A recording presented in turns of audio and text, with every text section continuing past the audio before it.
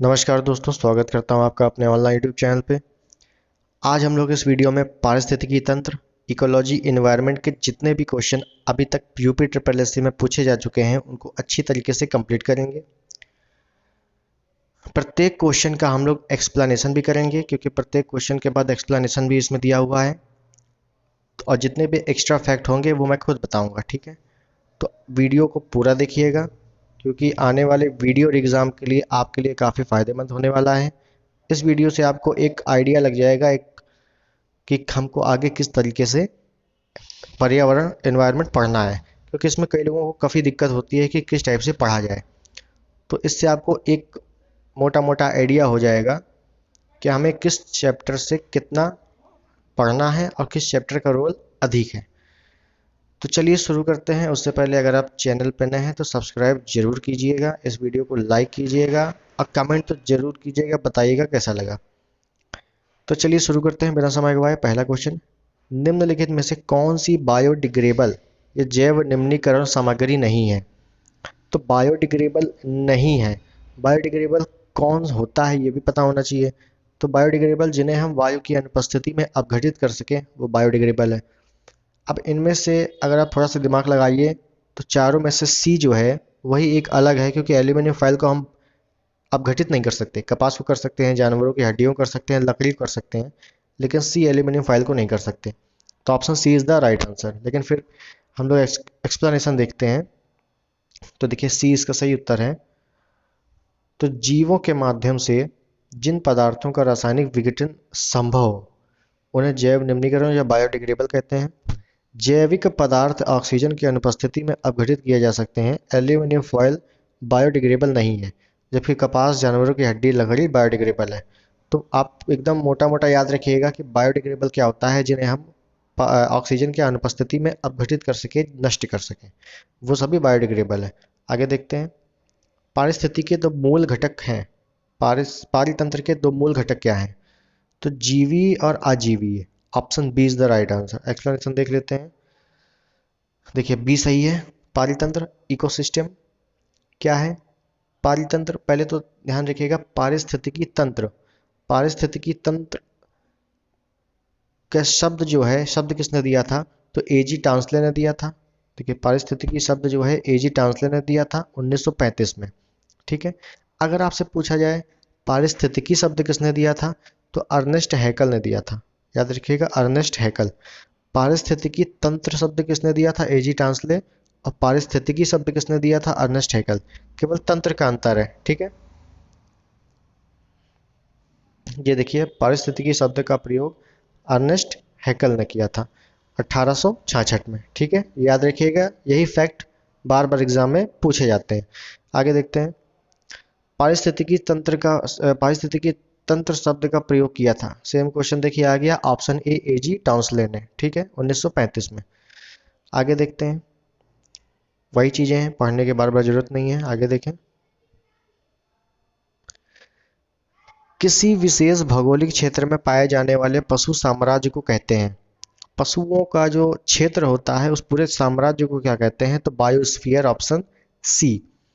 देख, सॉरी क्षमा चाहता हूँ, फौना। फौना कहते हैं। फौना क्या होता है देख लेते हैं।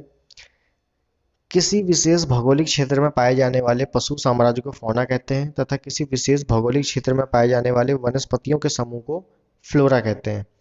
ये जीवन के मात्र दो रूप हैं जो एक स्थान में विद्यमान हो सकते हैं, और इनमें जीवन के अन्य रूपों जैसे फफूंदी या एक कोशिकीय जीव, या इन्हें कवक भी कहा जाता है, गैर पादप और गैर जंतु जीवों जैसे बैक्टीरिया को शामिल नहीं किया जाता, ठीक है, याद रखिएगा। निम्नलिखित में से कौन सा अजैविक नहीं है?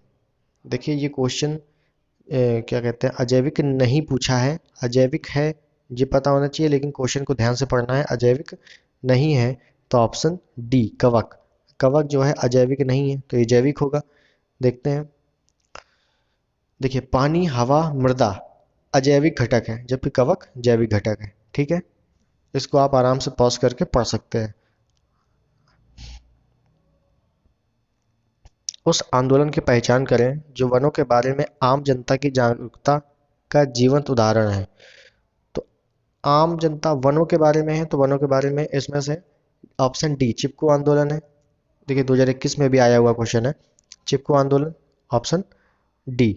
देखिए चिपको आंदोलन वर्ष 1973 में उत्तर प्रदेश के चमोली जिले, अब उत्तराखंड, मतलब कुल मिलाकर अगर आ जाए चिपको आंदोलन कहाँ चलाया गया, तो अगर उत्तर प्रदेश नहीं है तो उत्तराखंड ऑप्शन में जरूर होगा। अहिंसक आंदोलन था। इस आंदोलन के नेतृत्वकर्ता सुंदरलाल बहुगुणा तथा चंडी प्रसाद भट्ट थे। हाल ही में मई 2021 इस आंदोलन के प्रमुख नेता सुंदरलाल बहुगुणा की कोविड-19 के कारण मृत्यु हो गई थी। चलिए ये पढ़ने की जरूरत नहीं है, लेकिन इसको पढ़ लीजिएगा। प्रमुख आंदोलन जैसे बिश्नोई आंदोलन, कई तरीके के पर्यावरण सुरक्षा संबंधी आंदोलन चलाए गए। बिश्नोई आंदोलन राजस्थान में, लॉरेंस बिश्नोई राजस्थान का, ये तो ऐसे आप लोग दिमाग लगा सकते हैं। साइलेंट वैली शांत घाटी केरल में है। जंगल बचाओ आंदोलन बिहार में। अपिको आंदोलन कर्नाटक में। नर्मदा बचाओ आंदोलन गुजरात, मध्य प्रदेश, महाराष्ट्र में। ये नर्मदा बचाओ आंदोलन नर्मदा नदी पर सरदार सरोवर बांध से संबंधित है। ठीक है, आगे देखते हैं। जैविक संरक्षण में प्रकाशित नए अध्ययन के अनुसार किस मुद्दे के कारण नई अनोखे जानवर और पौधे विलुप्त हो जाएंगे।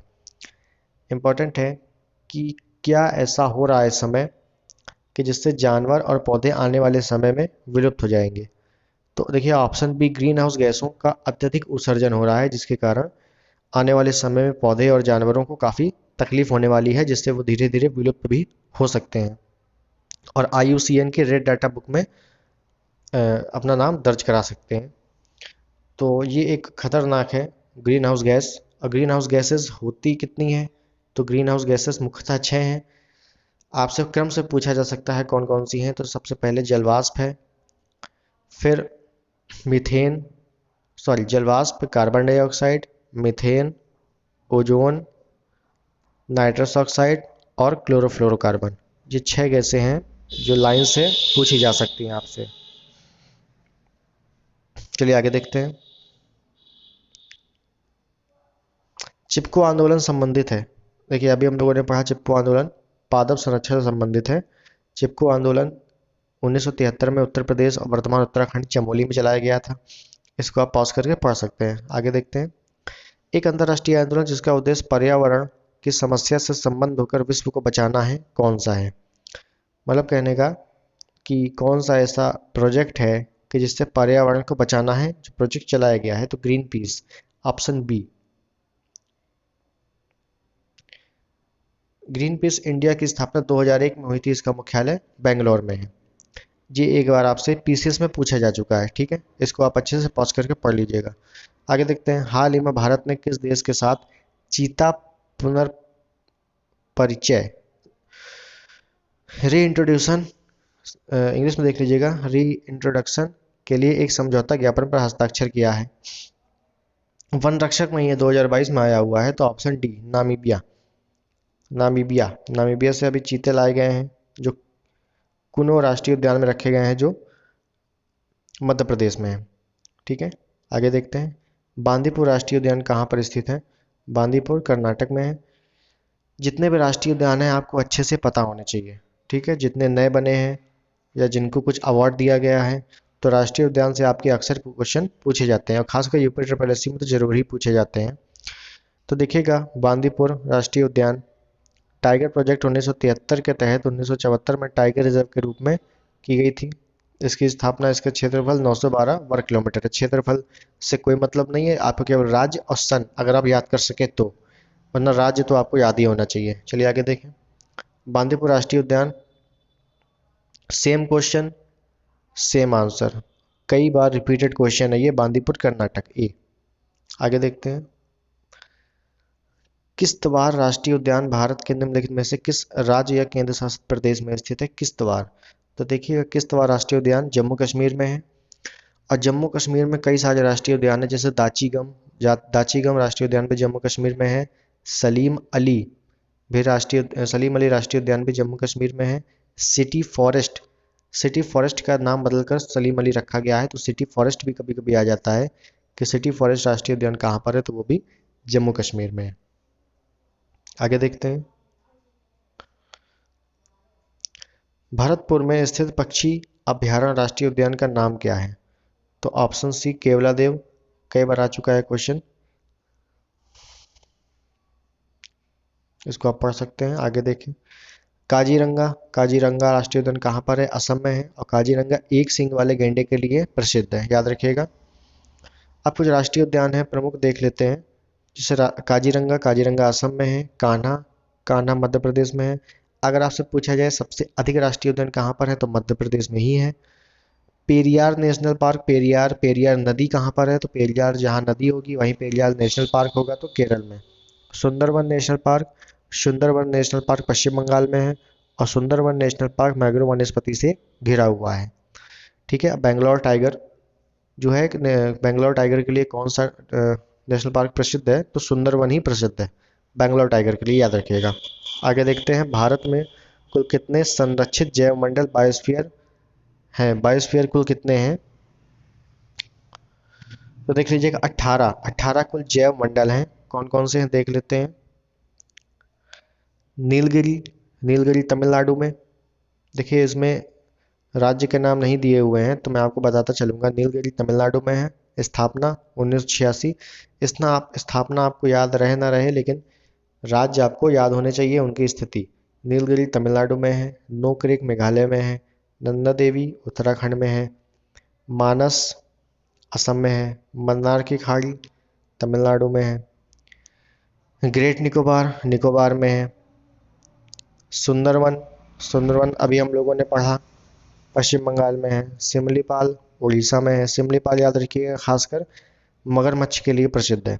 डिब्रू सखुआ डिब्रूगढ़ असम में है। दिहांग, देबांग अरुणाचल प्रदेश में है। पंचमढ़ी मध्य प्रदेश में है। कंचनजंगा सिक्किम में है। अगस्तमलाई केरल में है। अमरकंटक छत्तीसगढ़ में है। अचान कमार भी कहते हैं। कच्छ, कच्छ गुजरात में है। शीत रेगिस्तान लद्दाख में है। शेषाचलम पहाड़ियाँ, शेषाचलम की पहाड़ियाँ कहाँ पर है? तो ये तेलंगाना में है। तेलंगाना आंध्र प्रदेश क्षेत्र में है। और पन्ना, पन्ना सबसे नया बनाया गया है, इसके बाद से अभी तक बनानी है, तो पन्ना मध्य प्रदेश में है। ठीक है, इसको आप याद कर लीजिए या लिख लीजिएगा। आगे देखते हैं, दांडेली वन्यजीव अभयारण्य भारत के किस राज्य में है? दांडेली कई बार क्वेश्चन पूछा गया है, तो ये कर्नाटक में है, डी। ठीक है। आगे देखते हैं, कीठम झील, कीठम झील या सुर सरोवर पक्षी अभयारण्य निम्नलिखित में से किसके पास है? तो आगरा में है सुर सरोवर। एक पूछा जाता है सुरहा ताल, सुर सरोवर सुरहा ताल दोनों में कंफ्यूजन होती है, तो सुर सरोवर आगरा में है और सुरहा ताल बलिया में है।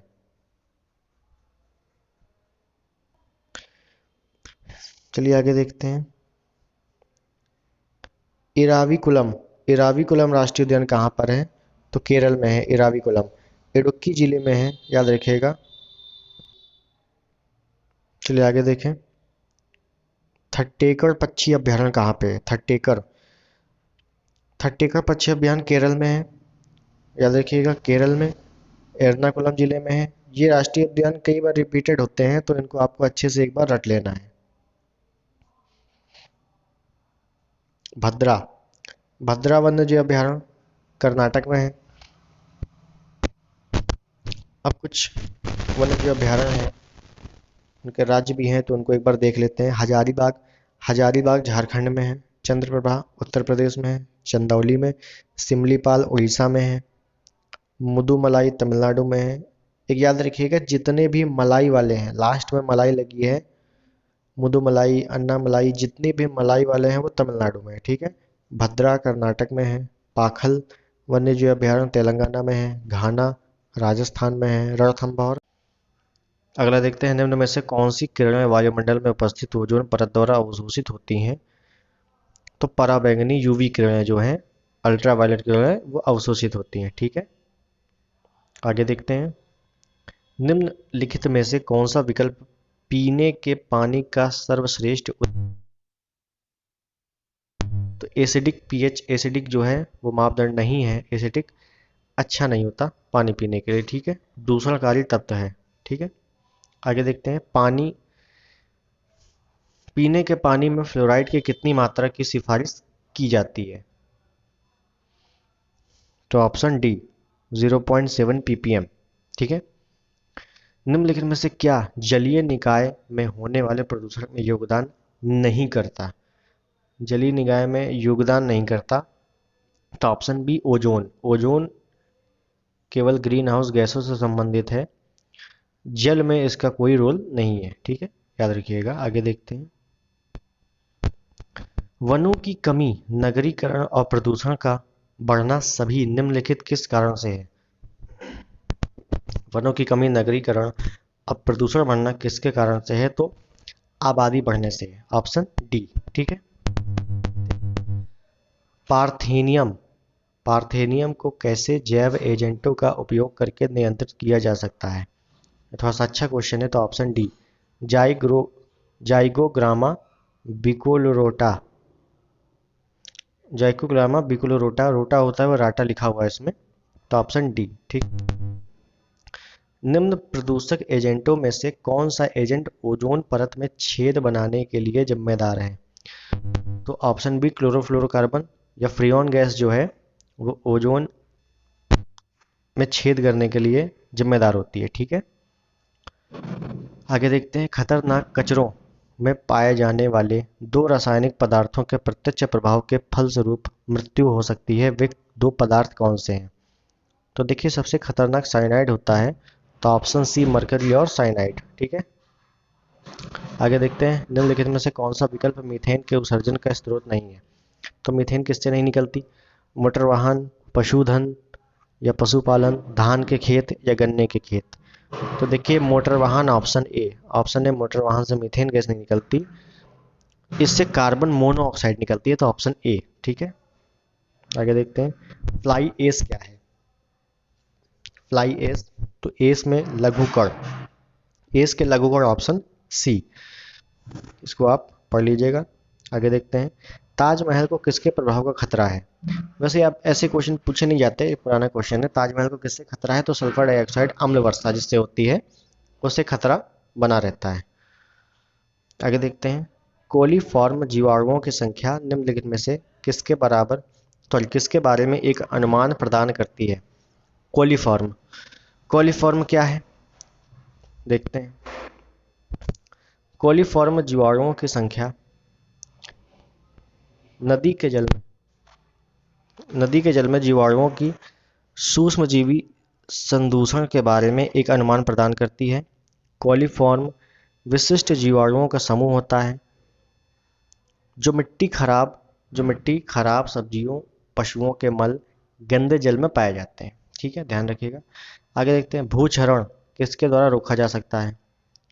तो वन रोपण, जितना वन लगाएंगे उससे भूक्षरण रुक जाएगा। ठीक है। आगे देखते हैं। ग्लोबल वार्मिंग का अपेक्षित परिणाम है।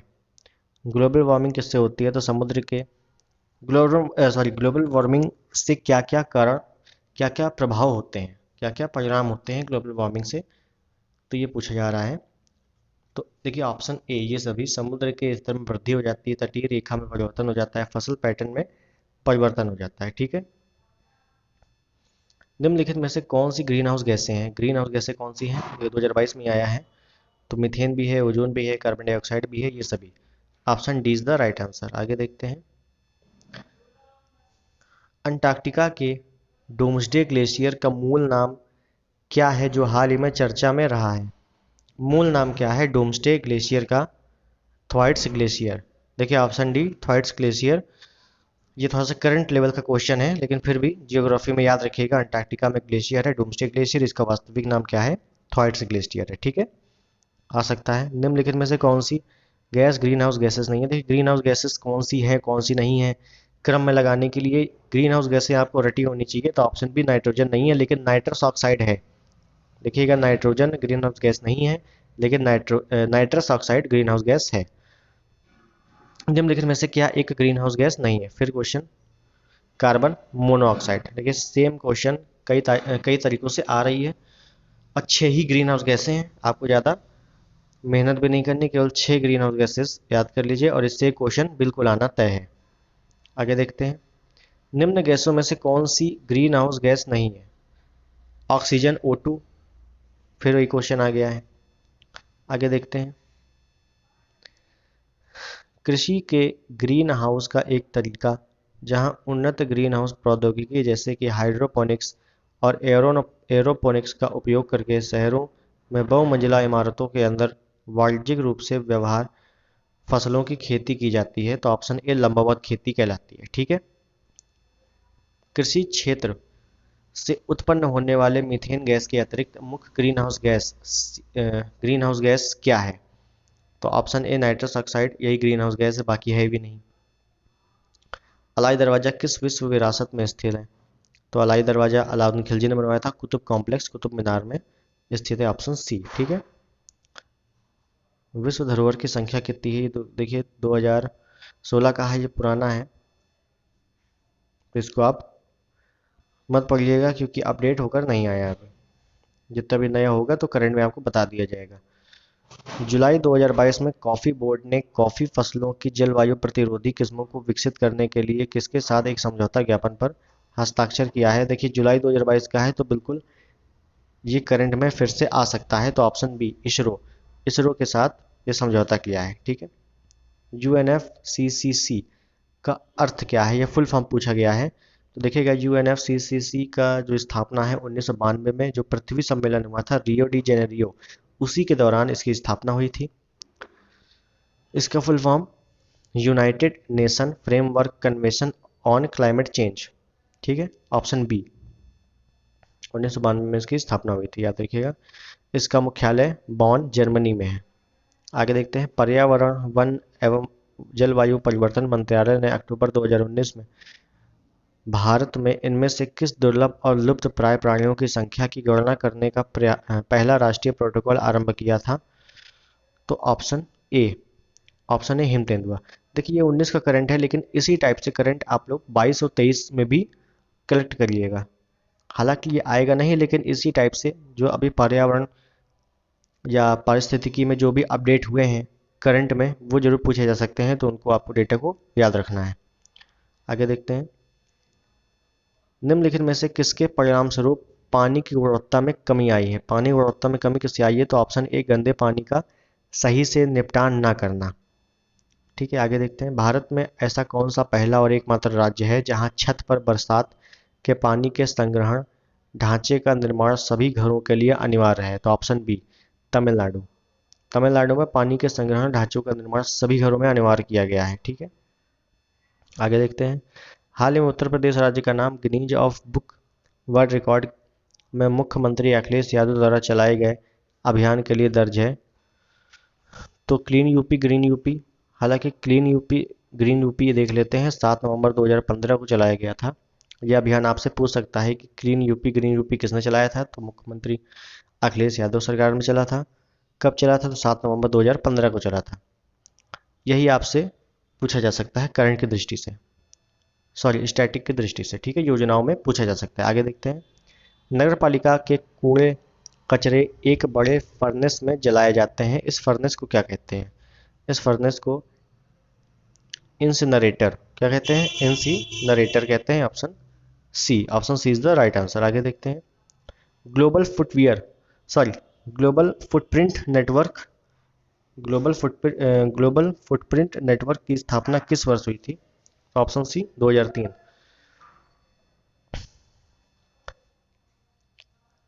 हाल ही में किस राज्य ने चिड़ियाघरों एवं हिरण उद्यानों में जंगली जानवरों के अधिग्रहण की योजना शुरू की? तो ऑप्शन बी। हालांकि ये 2015 का है, आएगा नहीं, लेकिन इसी टाइप से क्वेश्चन वर्तमान में आ सकते हैं। तो पर्यावरण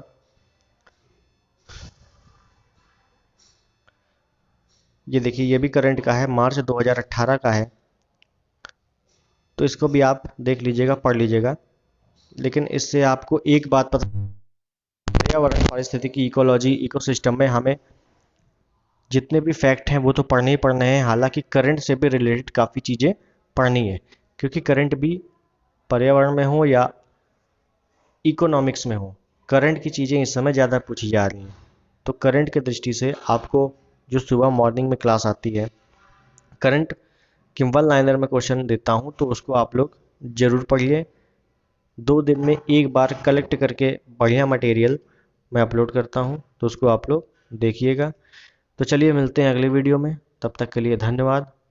अगर आप नए हैं तो सब्सक्राइब जरूर कीजिएगा, लाइक कीजिएगा और कमेंट जरूर कीजिएगा। चलिए मिलते हैं, धन्यवाद, जय हिंद।